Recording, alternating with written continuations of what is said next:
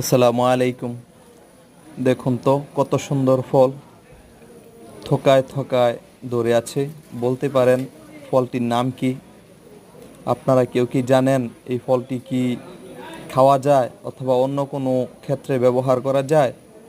দেখেছেন, সবুজ পাতার ঝোপের আড়ালে লুকিয়ে রয়েছে কত সুন্দর একটি ফল, অথচ এই ফলটিতে কেউ হাতও দেয় না।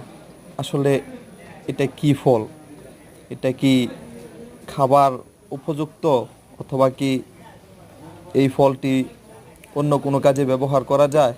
আপনাদের জানা থাকলে অবশ্যই কমেন্ট বক্সে জানাবেন এবং আমার এই চ্যানেলটিকে সাবস্ক্রাইব করবেন এবং নিত্য নতুন ভিডিও আপলোড দেওয়ার জন্য অবশ্যই আমাকে আপনারা সাবস্ক্রাইব করে আমার চ্যানেলটিকে উৎসাহিত করবেন। ধন্যবাদ।